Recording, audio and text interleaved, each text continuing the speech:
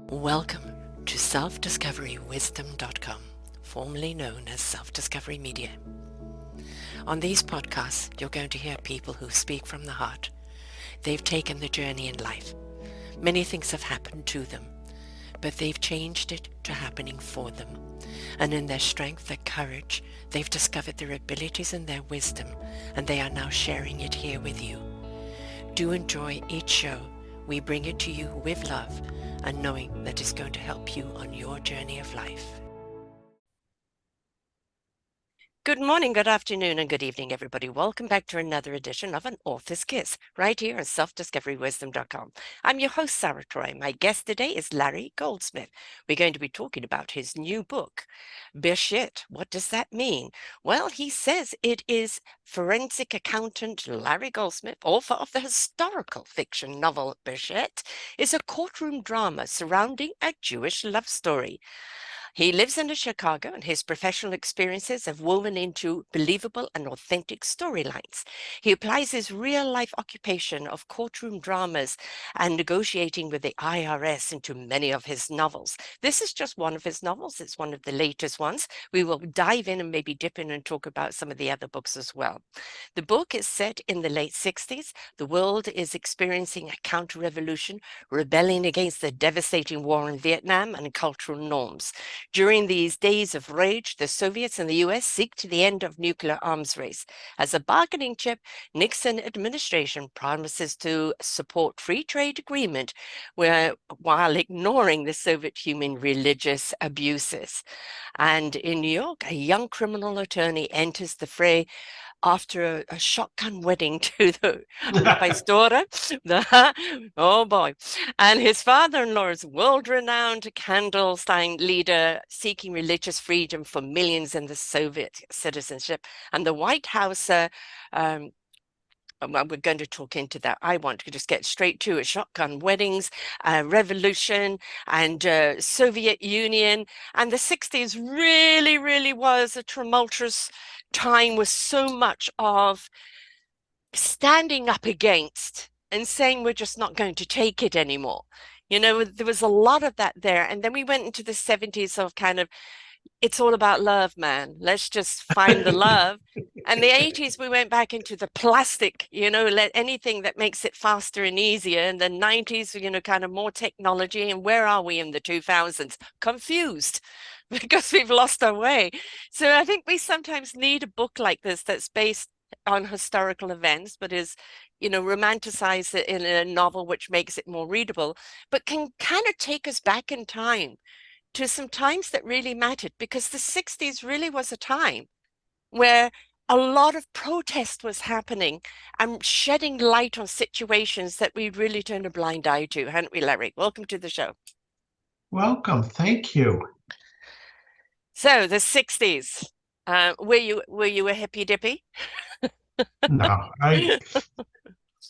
I was in high school in the late 60s, early 70s. So what I saw of the 60s was mostly on television Mm-hmm. and shows like Laughing. Yes, yes. Yeah. Again, a lot of frivolous trying to take us away from things that were really serious and that mattered. It was a time when there was a sexual revolution going on. Women were finding their place in society, getting their voice. We were trying to change the world to something better, our generation. Mhm. And obviously we didn't do enough. Well, I think, you know, sometimes you plant the seeds and then it's up to someone else to kind of harvest them, or, you know, realize it's not about the flower. It's actually about, you know, the seeds in that flower that then you can plant for something else. It's everybody expects that when you just get out there and you're going to step up against something, that you're going to resolve it in a matter of weeks. It takes how long has it taken us to be a screwed up society in the world? You know, it's taken eons, and we expect that just one decade is going to undo all of that. No, it just shed light, right? And light we couldn't ignore. Exactly. What you say is so profound because what we do today is for the next generation to finish. Mm, yes. Yes, and please do not bury your head in your phone and just think tweeting about it is going to be the answer. It really is. But the universe gave me a saying 5.5 years ago. The universe is going to shake us up, to wake us up, for us to step up, to change it up, and grow up vibrationally, grow up with more of a consciousness of what we are doing in the world, to ourselves, to each other, to the planet. But I still think in many ways we're still very much in the shake-up. Uh, where global warming, we were just talking about the weather, the political gong show that is going on. And anybody who remembers the gong show knows what I'm talking about. That's been going on. The shake-up is still happening. And we don't like, when we're shaking it, when you take flour and you put it through the sieve, there's a whole load of bugs in there. I hope not. Well, that's what we've got to get rid of. So we need to keep shaking it up, don't we? I mean, and just, yeah, all right. I'm a born in 54, so the 60s was still my teenage years, and I moved to South Africa in 69, and so it was a totally different political thing going on there. But still, I think again with that consciousness, once we wake up to realize something is wrong, we can't turn that blind eye to it consciously. With something is wrong, and the invitation is, well, what are you going to do about it? So true. And it's people who recognize that there is an ill in society are the people who are well vested in not only the future, but the success of our own society and life. Yeah. Uh, we love to point fingers, and the first thing we do is point at government and corporations. But corporations are providing us, we're the consumers. So if we keep demanding more, they're going to keep giving us more, and they're going to make profit from it. Government, we put them there. So you're complaining about the clown, we send in the clowns. Yeah, they're there. They're there. You put them there. At some point, we cannot keep pointing fingers and saying it's everybody else's problem. We really have to step up and take accountability ourselves, because we are the problem in the world, but we also can be the solution. It's a matter of choice.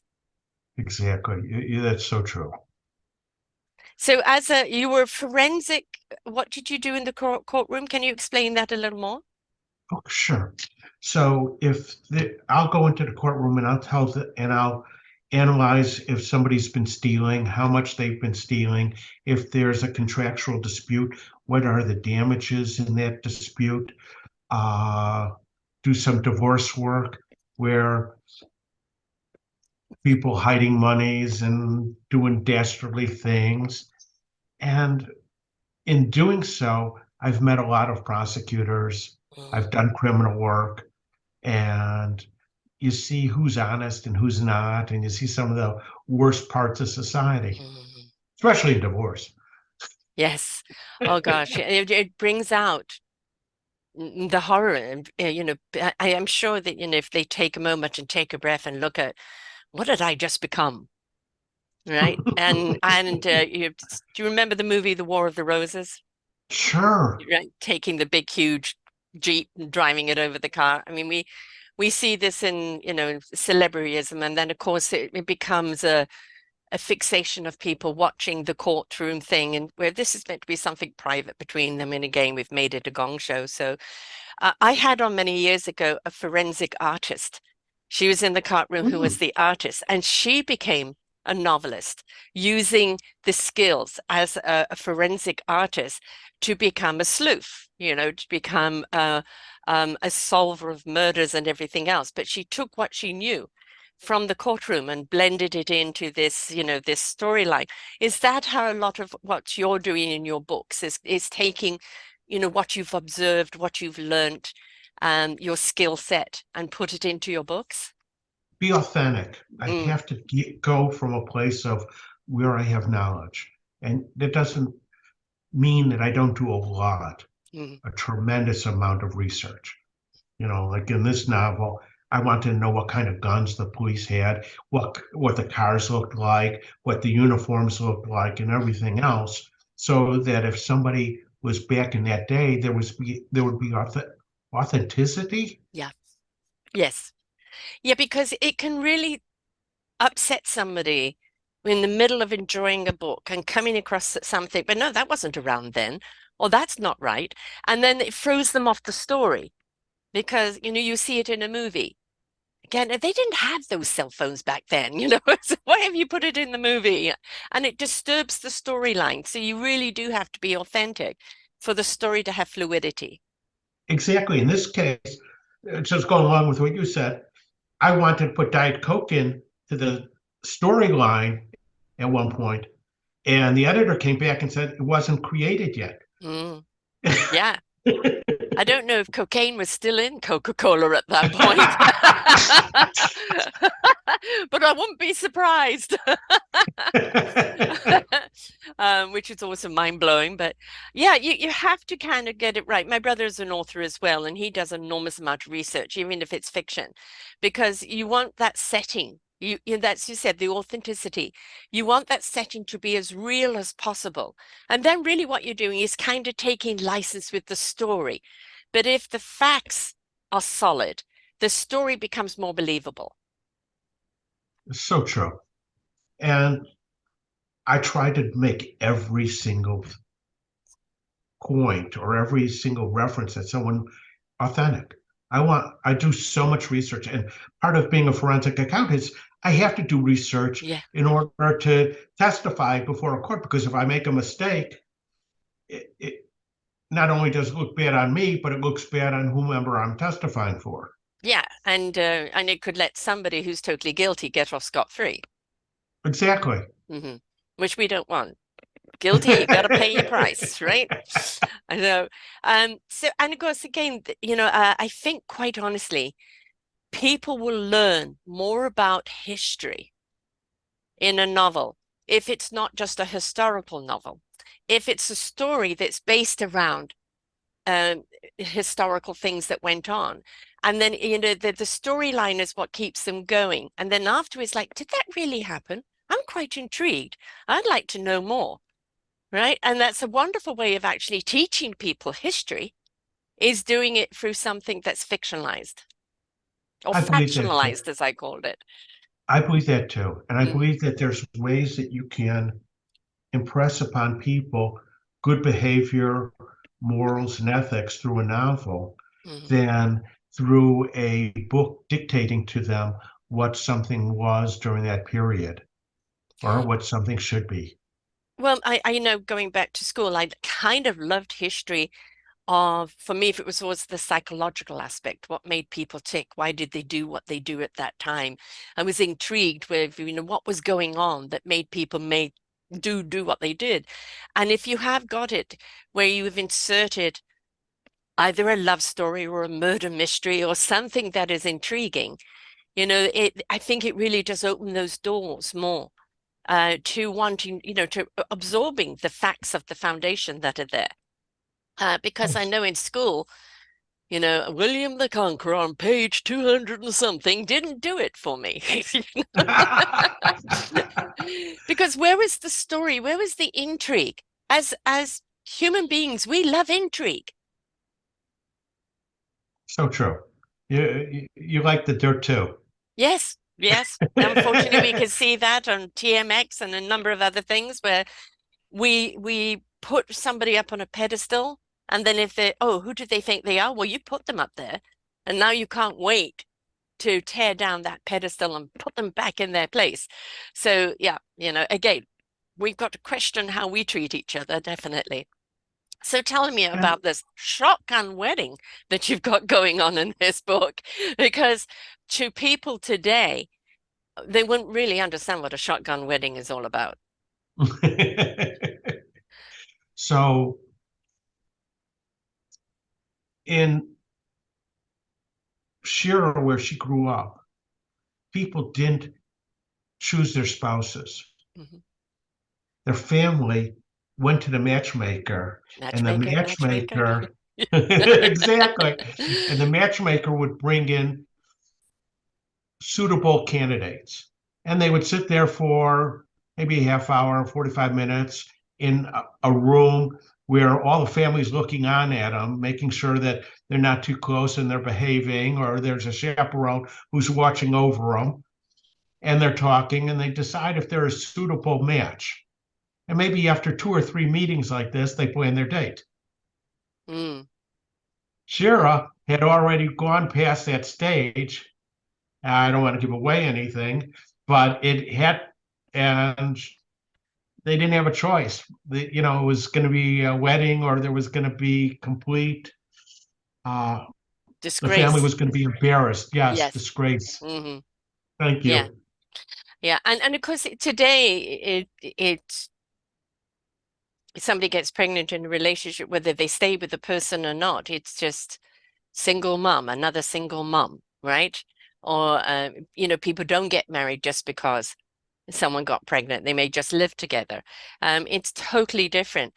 So if they kind of look at that and go, well, what are you talking about? It's having to get married. But really, when you look at it, all right, we may be looking at 5 or 6 decades ago. Well, it's scary when you say that, isn't it? But it was very much so. Do you still see that in your culture today, this arranged type marriage, or do you think that that's completely gone by the wayside now? In the ultra Orthodox, Mm, which that was her family, that wasn't Michael, the main character. In that segment, they still have matchmakers. hmm. They're not allowed to choose who they're going to marry. Wow. Wow. God, you're going to be with someone for the rest of your life and somebody else chooses for you. I don't know if you've seen the show, The Marvelous Miss Maisel. A couple of episodes, yes. Oh, please watch it. Just continue to watch it. You're going to love it. But her mother becomes a matchmaker.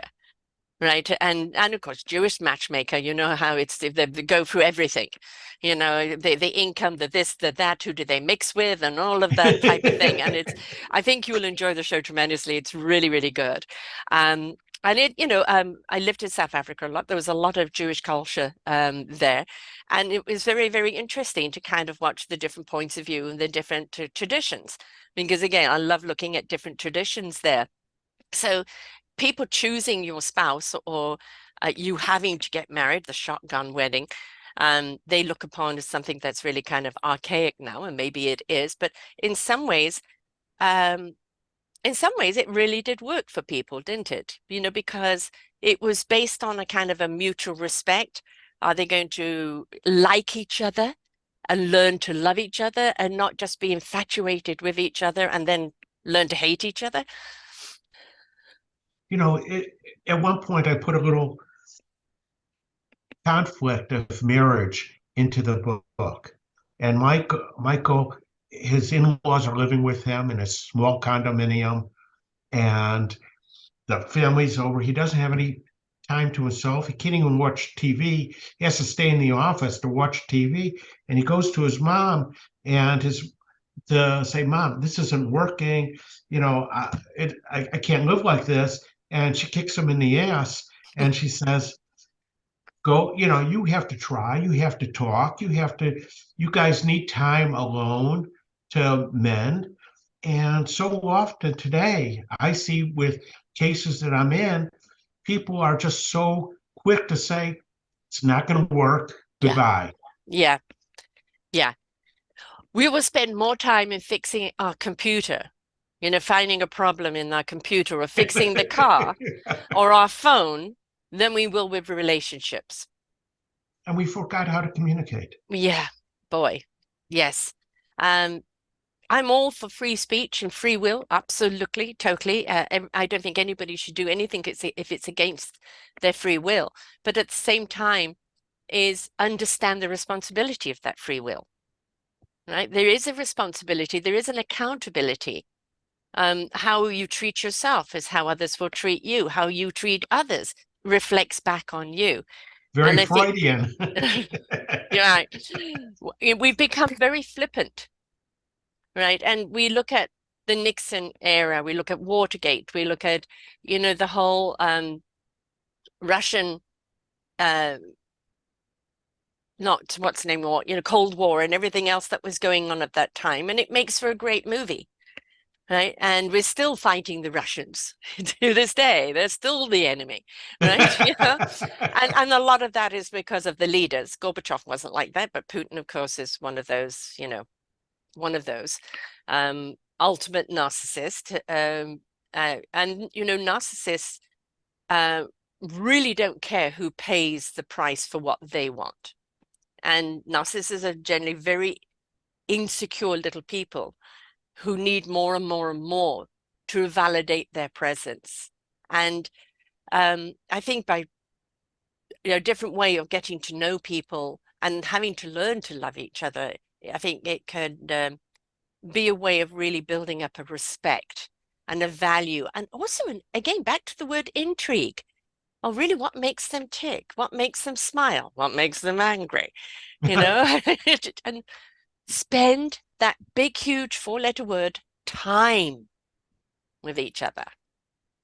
That, and also people have forgotten how to listen. And there's a word called civility. Mm, It sort of has left society.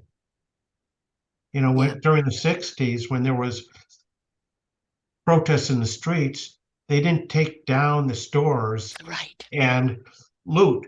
They didn't light cars on fire. They didn't beat up police officers. They were peaceful protests. Yeah, yes. You remember the Chicago 7? Yes, I was in high school and I actually tried to attend one of the hearings because I thought that would be fascinating to do. Mm-hmm. And the police were lined up all on every block, shoulder by shoulder. And there were protests of one group and another group for and against the Mm-hmm. war. And I got so scared. I said to my friend, stay away. I actually interviewed one of the gentlemen from the Chicago 7. I'm just trying to remember Oh, actually his name, which I can't remember at the present moment. Unfortunately, he has died since. Um, but he was talking about, the protesting that they would Kunstler? do. No, Okay, I can look it up sorry quickly. Get for while we talk, interrupting. while we talk, I'll look it up here. Um, because my brain goes, it's been on baby duty for the last little while, so it's mush. Newborns and 2-year-olds, it's just all about the diapers. So um, so it's getting out of that mush. But he was really, really intriguing. Unfortunately, he has died since then. Hmm. Chicago. And that's, of course, if I could spell Chicago. Okay. But yes, no, he was talking, it wasn't about the getting out and protesting for the sake of protesting. It was getting out and just trying to make a difference in the way things were done. So I'm having a problem spelling Chicago today. Nope. If not for them, the Vietnam War probably would have continued. Yeah. Yes, exactly. Because when we're looking at these people that are willing to step up and willing to say enough is enough, when they're willing to say um, things have to be changed, we're putting the spotlight on you. This is what we're not going to tolerate anymore. Um, you know, they pay the price. They pay the price, but at the same time, um, they've shaken it up. They've shaken it up and they've set us on the right path. And whether it happens a decade or two later, at the same time, it really is something that's really making a difference because they set the groundwork for us. So that's really, really good. But I'm sorry, I cannot find his name at the present That's moment. okay. So I'll have to, the brain clicks in a little later. But I'm very grateful for the people that have stood up and have put themselves on the line. He actually got bashed in the head and his head was cut open with I think something thrown at him. And of course, they were quite ostracized and everything else. But it people like that who do say that this is wrong. And you've got this in your book, what's going on in the Soviet Union, that, okay, we'll have free trade, but we'll turn a blind eye. to all the, atrocities that you're doing. And we've still got that in China, Korea, in most certainly in Russia, where human life is not regarded and free will is extremely scarce there. And what does that say about a government that says, okay, it's about e-commerce, but forget about the people?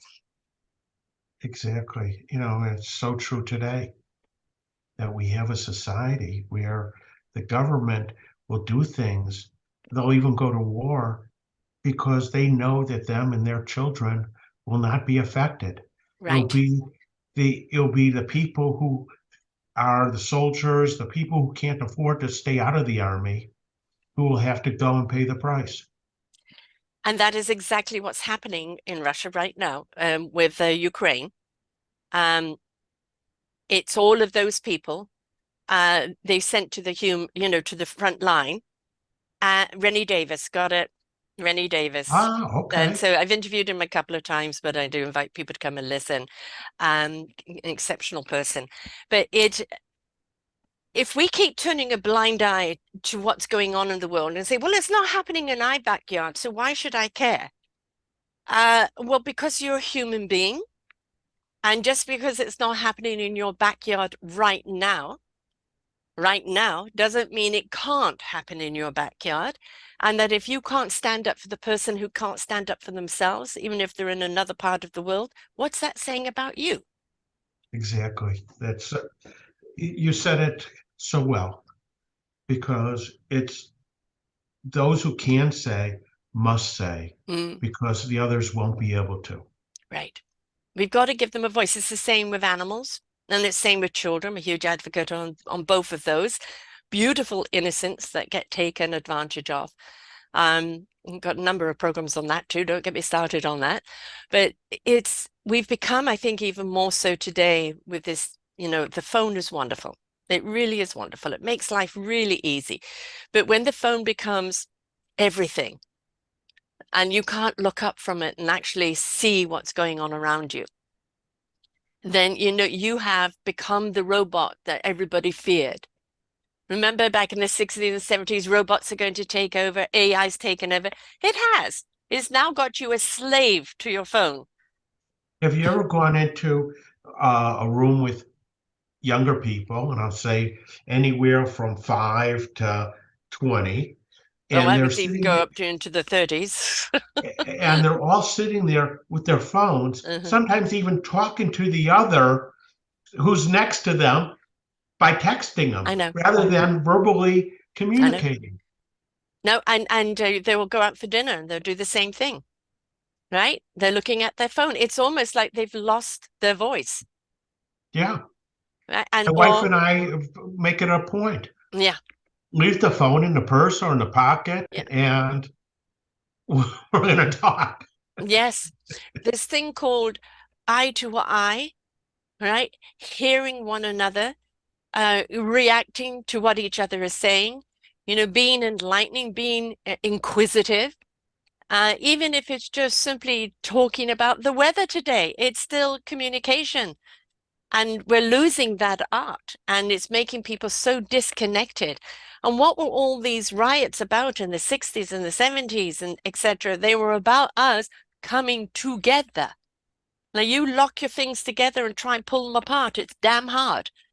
We are Exactly. so much better as a whole society coming together, listening, hearing, feeling, being together. We get so much more done. Maybe it is that government ploy to make us all slaves to this device, so we become separated. And when we're separated, we are less forceful. So well said. So the book is full about this intrigue, etc. So obviously the story is based around this couple who have had to get married. And the underlay is everything that's going on with Nixon and Russia and everything of the times at that time. And it's also BASHERT has two meanings. Hmm. One is soulmate Right. because the two of them are become each other's soulmate, Hmm. but it also means fate because had Michael not married her, Michael wouldn't have been the criminal attorney who was working pro bono to save the rabbi her father's life. Hmm. Right. So sometimes that wonderful thing called destiny that we think we're driving, ha ha ha, we're not. The universe will put us where we're meant to be. What we have to do is pay attention to that person that you meet or that situation. It's all there for a reason. And if we're more in tune with ourselves and each other, then we would recognize why we are at a certain place at a certain time with a certain somebody. So, a phrase that I use in many of my books is God laughs, man plans, God laughs. Yes. Oh yeah. We all come here with a soul map of what we're here to do. The free will as a human beings is how we do it. And generally, because we're human beings, we'll go and take the most difficult road there is. We'll make it as hard as we can on ourselves to get where we're going. We seem to learn from strife and struggle better than we Mhm. do from ease, right? And that I think is we're realizing that we don't need to suffer. That's a choice, but we will struggle. And if we choose to learn from that struggle, we'll discover how much courageous, how much strong, how many more abilities, and really what our purpose is here. And And that's the so this purpose of couple his. find that I'm sorry. purpose. And that's the purpose of history, Right. is to teach us so we Hmm. don't make the same mistakes twice. Yes, I know. But you've got a conglomerate of people in the States right now trying to bring back Nazism. And I don't know if you've seen The Handmaid's Tale. They're trying to make that a reality, not a fictional. Hmm. And, we're seeing this. And what I question all the time, you have a handful of people that are passing these laws. All you're doing is bitching about it, but I don't see anybody standing up against it and saying, no, we're not going to accept that. And if you look at it, at the history, how many people have come into power? Those warlords, those dictators that have come into power because we stepped back, moaned about it, and didn't step up and defend. And we thought that by bringing this person, things would be different. Mm-hmm. Mm-hmm. They're different, all right. Not quite the way you wanted it. Exactly. So the rabbi is needing to be defended. And so, the wonderful synchronicity of having to marry and all of that type of thing brings about that journey. And and the rabbi is being defended because he's standing up for the people in Russia, which wasn't really kind of the sexy thing to do back then, was it? Really, we're It's more concerned about it now because of the internet, but back then, no. it's never it's always hard to stand up to protect somebody else. Yes. And especially somebody that people can't see in front of them. Yeah, and here he was willing to give up everything that he had in life, including his reputation and Mhm. everything that he had earned, so that he could make the life better for others. Have you based that character on anyone you know? I know people who had served the Soviet Jewry cause, people who dedicated their lives at a certain point in order to get religious freedom for millions of people Mm. and put their lives on hold and sometimes risk losing clients or losing Mm. business and sacrificed in order so others would achieve a greater place in life. So what kind of came first? Those type of people that then set the story in motion, or was it a fascination with that particular part of history? I mean, what is your writing process?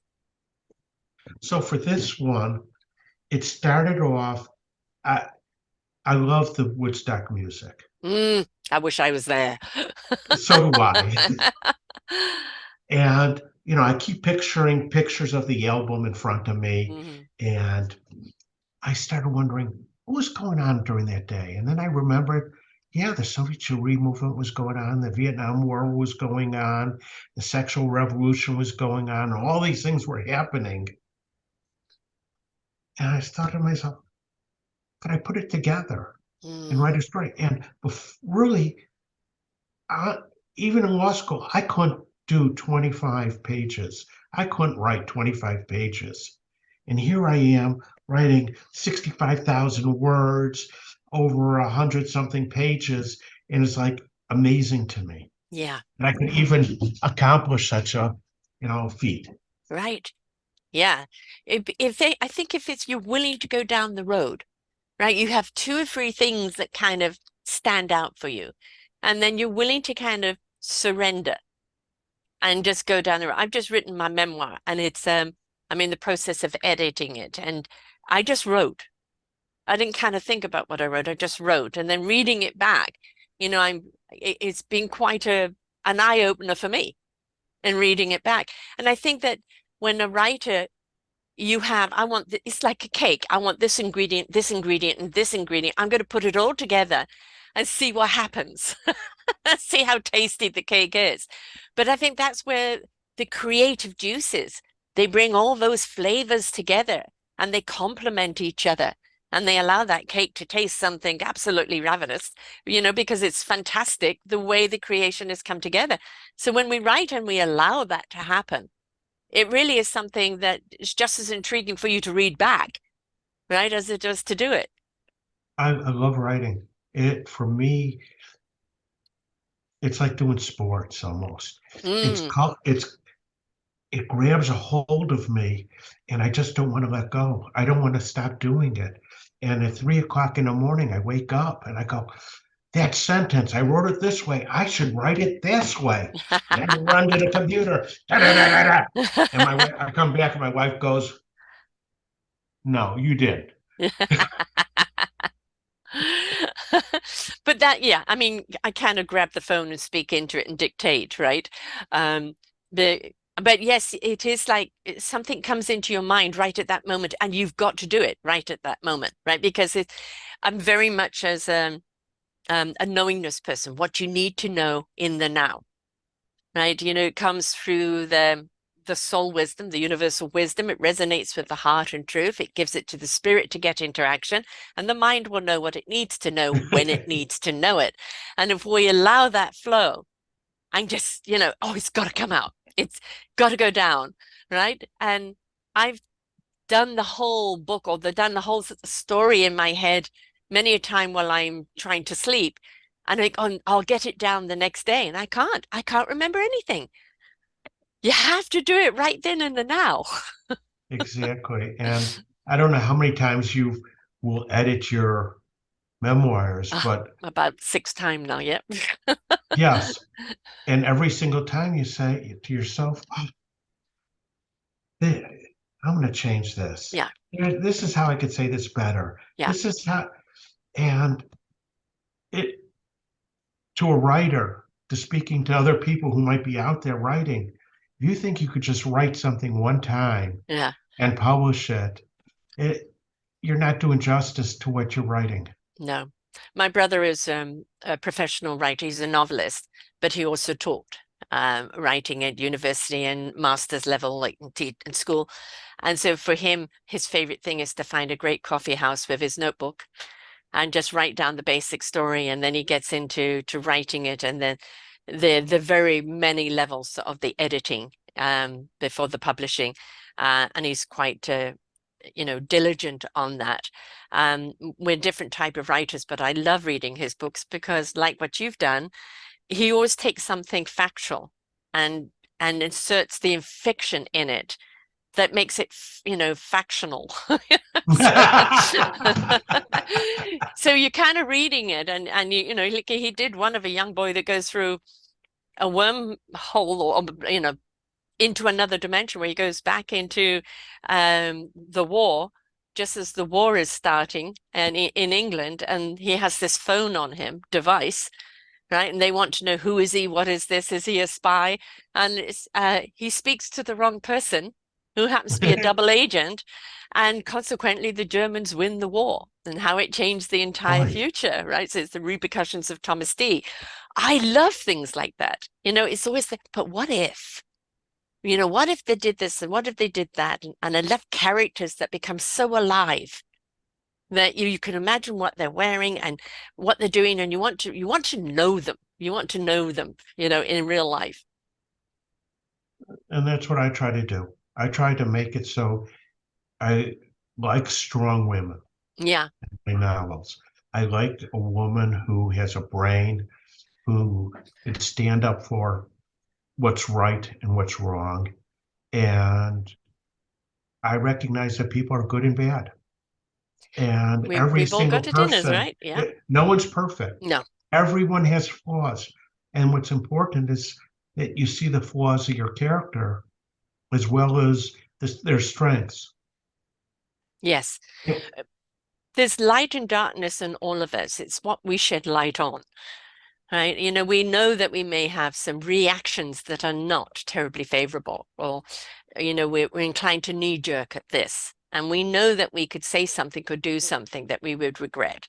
And I think the more and more we become aware of self and aware of what makes us happy, what makes us purposeful, and what maybe makes us angry, that where we lose ourselves, the more aware we are, we can see those triggers before they happen, and and make sure we don't go down those rabbit holes. It's people that go down those rabbit holes of everything verbalizing out of them, or the action that they take before they think, are not people that are in tune with themselves. And what I also tried to do was paint a character different, maybe from way people view that character. Mm. People don't view a holy person, Mm. regardless of their religion, as somebody who gets down on their hands and knees and plays with the kids. Yeah, yeah, yes.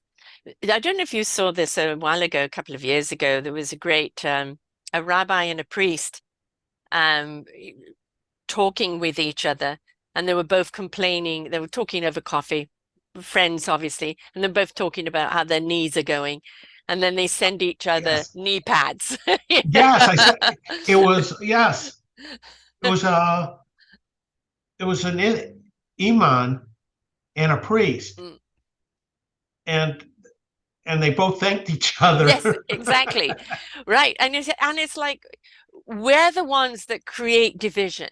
Your religion may be different to my religion, but it's all based in love, right? And it is love of each other, love of planet, love of the gifts that we're given. Everything, love is a frequency and a vibration that resonates at a high level. And the more we are actually in that love state, true love state, not kumbaya, oblivion state, the real love state, the passion for life and love and people, and like your rabbi in your book, the passion to fight for someone else.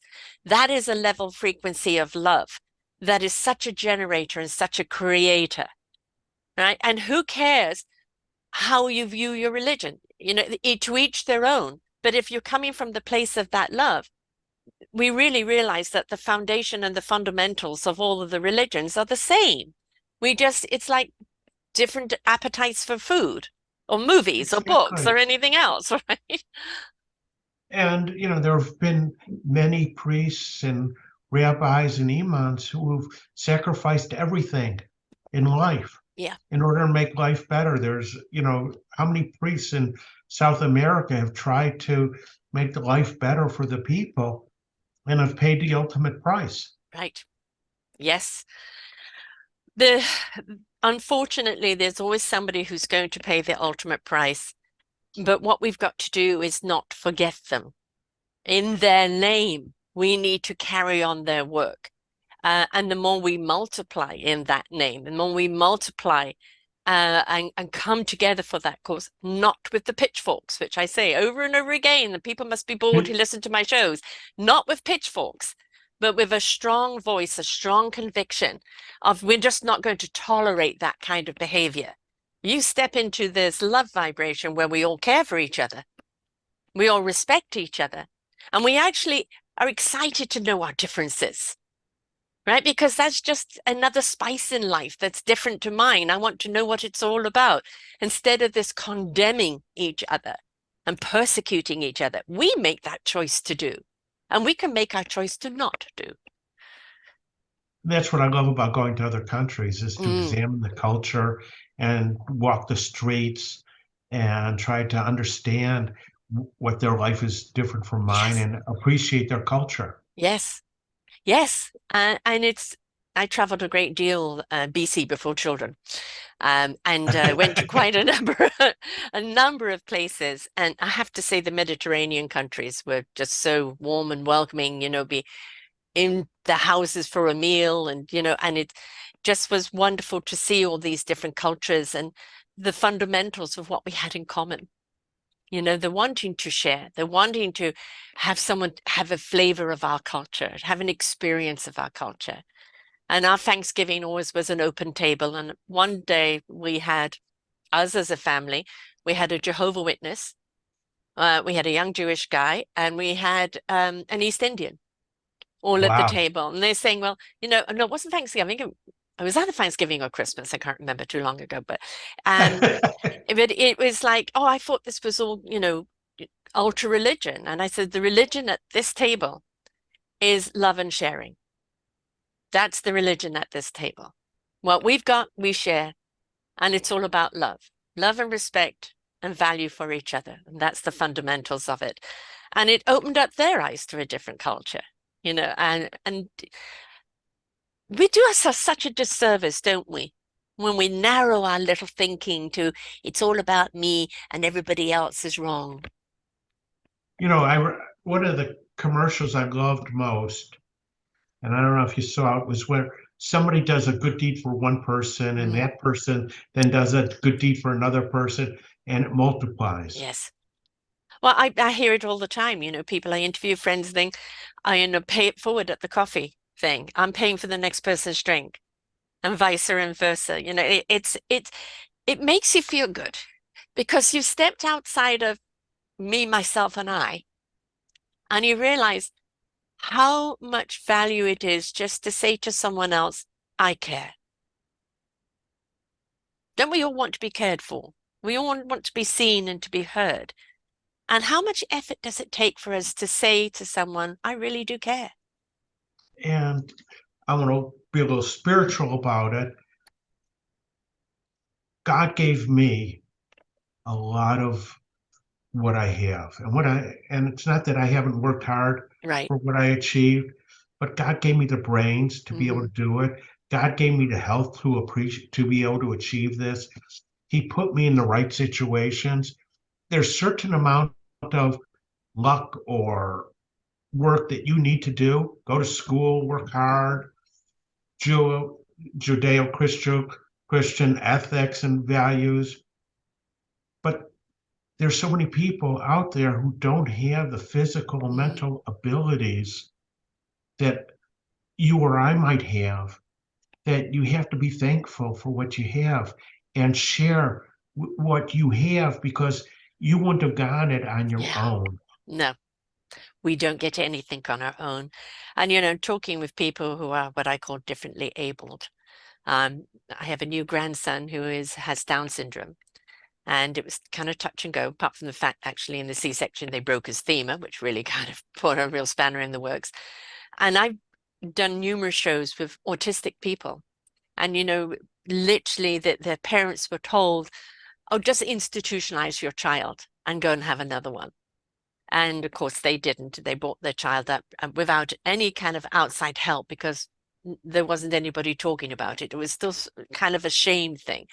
And now I've interviewed so many autistic people who I find to be incredibly creative, very articulate on what they want to talk about, and extremely selective of the people they have around them. And I think we look at them as if they have lack. No, they're very selective of the people they have around them. And the people they have around them are people on the same frequency and vibration. They're incredibly focused, which is their gift. So therefore, they can bring their gift to the table without all that other doubt and stuff going on. Yes, they do have struggles sometimes, especially around other people of navigation. But in a lot of ways, I think they got it right. We're the ones that buy into, I've got to have more likes. I've got to have more people adore me. I've got to have everybody else tell me how wonderful I am because I don't know because I don't go in, right? So we're the insecure ones. They're very secure. I was just reading an article about that, about there's less diagnosis of women and girls who have autism Mhm. because they assume their behavior isn't as different as the males, Yeah. Mm. Yeah. and it goes undiagnosed. Yes, I think it's been incredibly like that for a lot of people. And there's this, on the spectrum, there's so many different levels. And also whether they have other complications that can make it extreme as well. Um, but I think we all have challenges, right? We all have challenges. And those challenges are something we learn to live with, need to work with. But we shouldn't let those challenges define us, or identify us or stop us. Because I don't care who you are or what your challenge is in the world, you're still here for a purpose. Look for Yes, that purpose. Whether you're just the triangle in the orchestra of life or whether you're the soloist, you're still important. We need you in the orchestra. exactly. So true. So I want to talk about your other book that you have here as well. Mark Marcy. Mark Marcy. Yeah. What's this one about? That's a totally different genre. Uh, there was all this discussion about transgender, Mm, and I didn't know enough, and I wanted to research it. And and while I was researching it, I came to an idea of let's write a novel about a kid who becomes a transgender, and that's the way I'm going to learn by researching mm, how they feel. And I read medical reports. I did all kinds of research in order to, and obviously I'm not transgender and I right. can't speak for somebody who is, but I tried to get an understanding as best as I could, and I Mm. put it into a novel. Good for you. Your other novel is about fighting and bringing awareness to the rights of those that are suppressed. And this one, again, those that did not, no, nobody chooses to be gay or, the need to be, I'm in the wrong body, I'm the wrong sex in the wrong body. Nobody chooses that. They don't go for all this persecution and just outright cruelty from people for fun. It is something that is screaming at them. That is what they are. And, if they say God doesn't make mistakes. So if you are godly, you can't judge because this is how God made them, right? Instead, be supportive. I've had one person on who is transgender. She became a woman, and it was fascinating to listen to all the operations that she had to go through. But she became a beauty pageant person, going through an awful lot of them. Her dad was a cop, and she would do fundraisers, beauty pageants to raise money for the cops. And she was saying, well, now I've got this woman's body. It's like, how do I dress it? you know and it's all of those things that they have to learn now, and be accepted in the world. But the biggest thing is the acceptance of self. And I think the more people do write about it and really talk about the struggle and really do share our part in their struggle, is our judgment, right? And let us not judge. Who are we to judge? Exactly. So have you got a third novel in your head coming up? I just published one Ah, 2 weeks ago, and it's called Payback: The Cruelest Form of Revenge. oh, what's this one about? It's about a college co-ed, who is just 1 year past the awkwardness of high school, and she's kidnapped to pay for the sins of her father, Oh, who allegedly killed a patient. ah, uh-huh, uh-huh. I can see where this is going. Now, what sparked this one? I saw a news article about a woman who had been uh, uh, kidnapped, and by a deviant. And my mind started flowing, and I came up with this storyline. Mm-hmm. And unlike my other novels, which I spent years editing, Mm-hmm. I spit this one out in 6 months. Uh-huh. It just wrote itself. Yeah. And it's everything. I got to do romance and everything. And there's a mystery in it. There's a murder, and there's murders in it. I like murders. I like. I'm I'm fan of murder mysteries, the who done it. Yes. Why did they do it? Exactly. And Yes.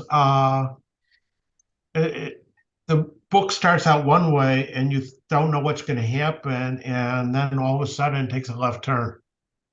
Mm-hmm. Intriguing. And is this one out yet? Just did. Just Just did. came out. And if you go on my website, larrygoldsmithauthor.com, you'll see it. Great. And it's also going to be now on your show page. I shall make sure that Perfect. it's on there as well. So people can actually go to it and whatever, whichever way you want to start, whether it's Barrett or whether it's the transgender one or this payback one, the new one, whatever storyline is kind of, grabbing you and you're thinking, I'd like to start with this one, you can get it on Amazon. All of the books are up there and just go in. I always find that there is always a fundamental vibe in reason why I go back to the same authors. It may be a totally different story, but there's that foundational vibe, you like the flow of the author, you like the way the author puts things together, and it makes you kind of want the next book because you're already engaged with that frequency. Back to frequency and vibration, folks. Yes, I know, we are all that. We are all frequency and vibration. We're all a mathematical equation. And we do go after things that are on the same vibe or a vibe that connects with us. So when you find an author where you really like the way they write, it doesn't matter what they write. That just opens the door to more intrigue. You're in that frequency of that vibe of that author, and you really can't wait for their next book. So it doesn't matter where they start, on which book, right? Just start with one of them. What I try to do is get people to ask questions, Mm-hmm. and I want to leave people with thoughts. Yes. Well, that's actually the mark of a good book. When you put it down, you're talking about it, you refer to it, or you rethink. What would this person do in that situation? I remember reading that in that book. That's, gosh, like so true to life. I didn't think this could happen. And that's, I think, is always a mark of a good book that sits with you, that stays with you. Now, I I like sometimes I am a woman as the main character, and sometimes I'm a man. Do you find other authors who flip around where their main character goes from a man to a woman, or Um, Gosh, I have to think about that one. I know when my brother writes, there's a great deal of him in it. And he's a very kind of a dimensional writer as well. He can take Mhm. people in other dimensions, and a lot of metaphysical can be in his books, but I can always recognize him in the book because I know him so well. Um, but and The other forensic person that I was talking about, it was definitely based on her. But no, actually, I don't know. I'm going to have to be more aware of that now. And maybe that's a question I'm going to have to ask future authors as well in our shows, because I haven't thought about that. But we do have a male and a feminine side to us. So stepping into another character that is not of our sexual orientation, why not? Exactly. Obviously, I have to go to my wife and say, "Okay, dear, in this situation, what would you wear?" Yeah, right. I don't know if you remember Clive Cussler. He kind of did was he wrote Dirk Pitt was kind of the James Bond of the sea. And they're Okay. great. They're great novels. They really are. They're fun. And what was quite fascinating for a long time with his books, he would always have something historical in the first chapter and then go to the future, but which would always refer to the historical thing that had happened. And there was so much that he wrote about that actually then happened in life. And it was, I remember one of them was about people from China coming over in crates, and the the triads taking the healthy or the women for prostitution and then basically killing everyone else. And my ex-husband is Chinese, and I was telling him about this. It never would happen. Chinese people would never do that. And literally within weeks, they found people in trailers here in British Columbia that had been sold passage and that just basically left and abandoned. So there was always an element of truth in his books that was there. But at the same time, there was always the mystery in kind of the James Bondy type thing. But when it came to detailing what the woman wore, I always felt that he was dressing her, whether it was in the 90s or the 2000s, he was always dressing her in 70s clothing.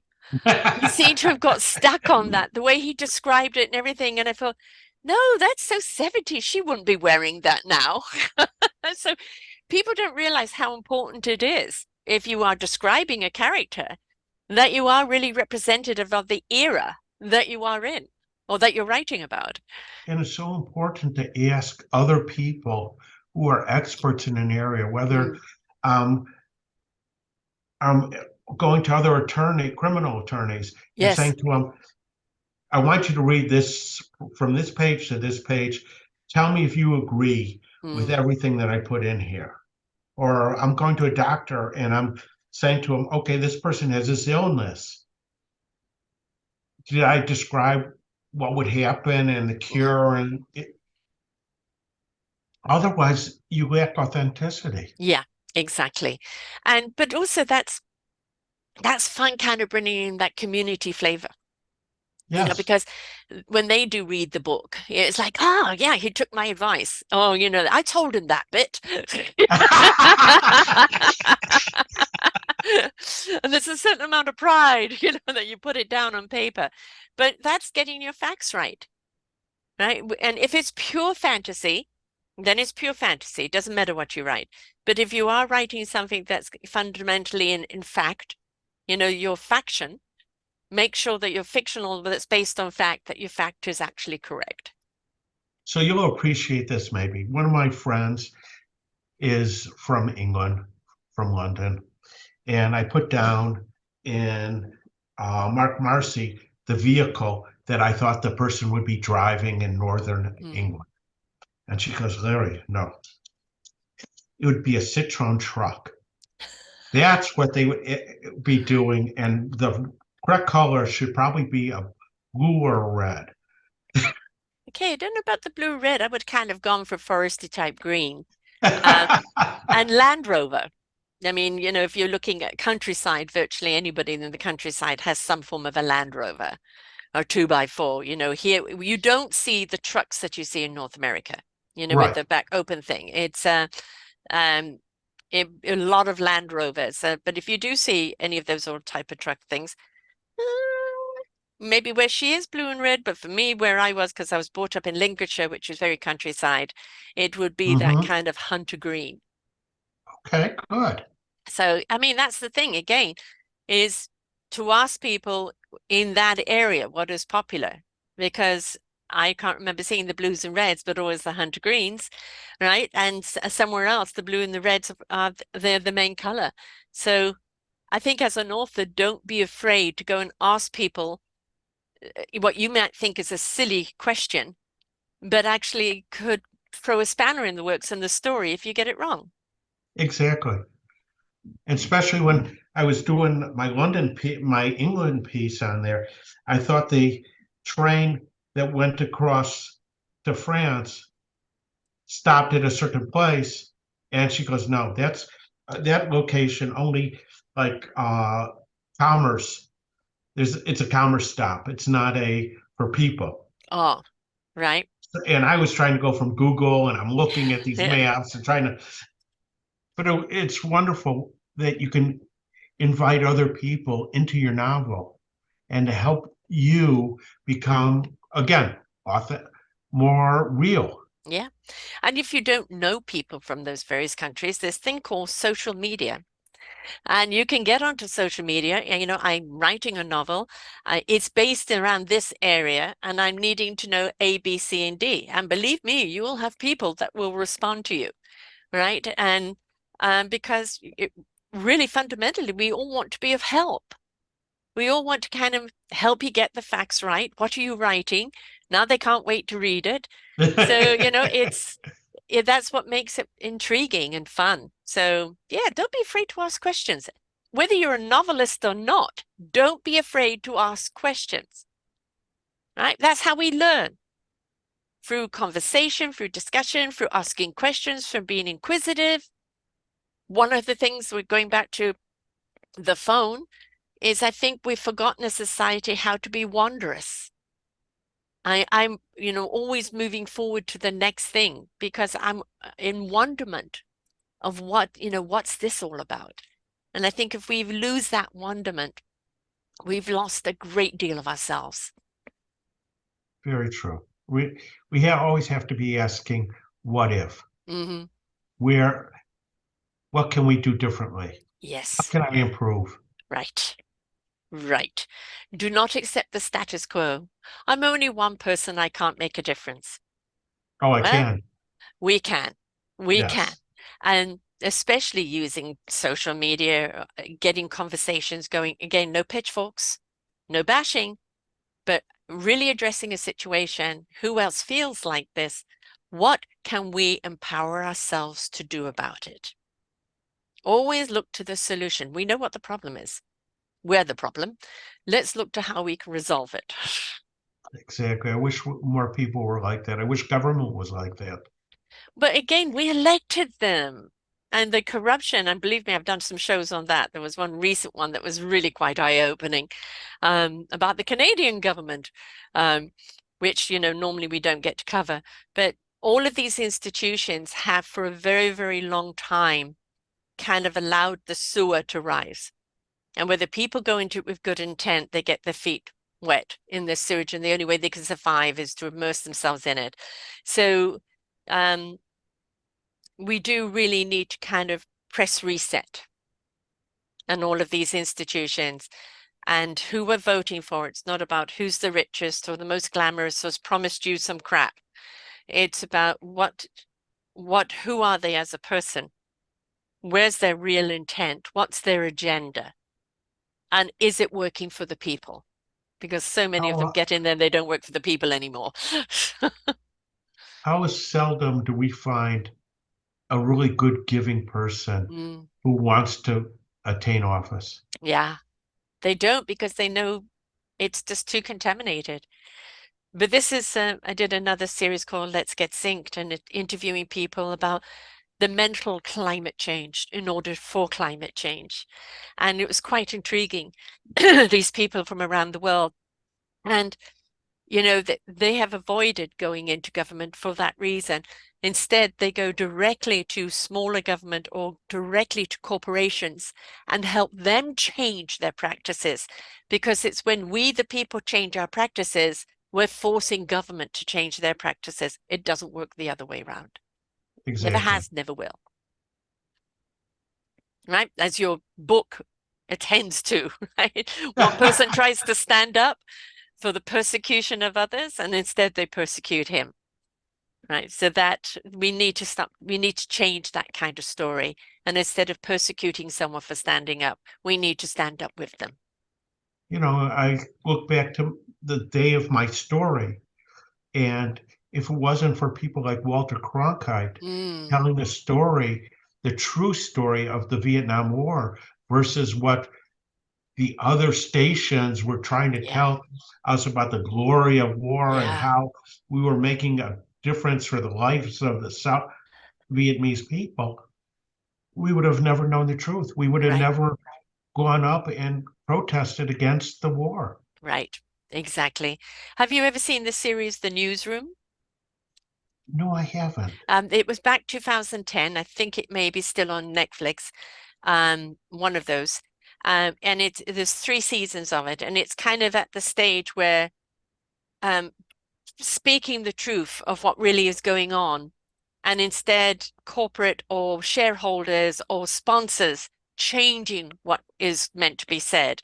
And it's that kind of transition of this one Mm. person fighting back, wanting to tell it as it is, and the system trying to change. and it's really well written. Not Jeff Bridges, Jeff Daniels, is it? Anyway, very well casted, very well written. I'll have to go check into it. And I think you would definitely appreciate it because they're always trying to get what really matters out there and the muffle. And instead, I call it the Fox News condition. They take a pimple and make it into a volcanic eruption because fear sells. Scintillating sells, right? And the more they keep people in fear and in panic, the more control they have over them. And again, folks, don't be their puppeteer. Now, did you ever go to Washington, D.C. when they had Newseum? I was in Washington, D.C., but I didn't go to the museum, no. Okay, because there was it was called Newseum, a news museum it got torn down prior to COVID, but it was dedicated to all the people like Moral, Cronkite, and all these Mm-hmm. people gave their lives, not whether physically or dedicated their lives to bringing out the truth. And it was I wish it was able to stay in business Mm. because it was a wonderful, for 2 days, I went through the 4 floors to see history. Yes. And I wish we could teach it and show it to others. I wish we were willing to learn from the past instead of people trying to pull the past off the shelves. I wish that we would really look at the disgrace of some of the choices in the past, Holocaust, Second World War, First World War, the whole regime. Look at it and go, no, we vowed then, and we should be vowing now that this will never be repeated. And instead, it's been glorified, and the truth and the horrors of what it really was has been hidden. And again, that is something that we need to demand to know. I have a saying right now, it's too late, especially when it comes to repression of women. The baby's out of the womb and you can't put it back. We're reborn in our commitment. We're reborn in what we will stand for and what we will tolerate. And I think we just need a great deal more voices out there to say, you will not take our history away from us. You will not take the truth away from us, and you will not take away our voices. And look at what happened in Afghanistan. Mm-hmm. We Yeah, allowed the Taliban to come in right. and to put the woman back into a box where she no longer has rights even to be educated. Right. And of course, if she was divorced, they've now nullified the divorce. She is now still married to that person that she's divorced from. If there's just absolutely, they're slaves. That's all they are. They're sexual and breeding slaves. That's all they are. Yeah. And in the year 2023, we're still talking about this, folks. In the internet, which goes worldwide, and educators and givers, real time things that are happening, and we're still standing by saying that's okay? No. If your rabbi had from the 60s had been now, he would have such a following, right? But look what he did in the 60s, despite news blockages, persecution. Nobody probably in the newspapers would write about it because they were scared they'll get shut down, right? It's literally on the soapbox, trying to get the people to join them. We owe them a great deal. And in honor of that, we need to make sure that our soapbox is of good intent. So true. So 3 very diverse books here. And again, it doesn't Yes. matter which way you want to go with them. You can read all 3 of them, or you can, just step up and have a look at the book that we've been talking about today, whichever kind of intrigues you the most. And your site is larrygoldsmithauthor.com. And Yes. you're Larry Goldsmith on LinkedIn, and you're also on Goodreads, Larry Goldsmith. And people can find you there. And of course, they can find the books on Amazon, all 3 of the books, right? The third book Yes. isn't up there yet. No, the third one's there, but you have to look at it as pay back, the cruelest form of revenge. Okay. All right. Um, you might want to have them get that third book and under your authors thing, because there's I only the two tried. books there right now. Yeah. Yes, But if you yes. go to my website, Larry Goldsmith Author, there's a link automatically that takes you to each of those on Amazon. Right. Good. Okay, now we'll make sure that is here on your show page as well.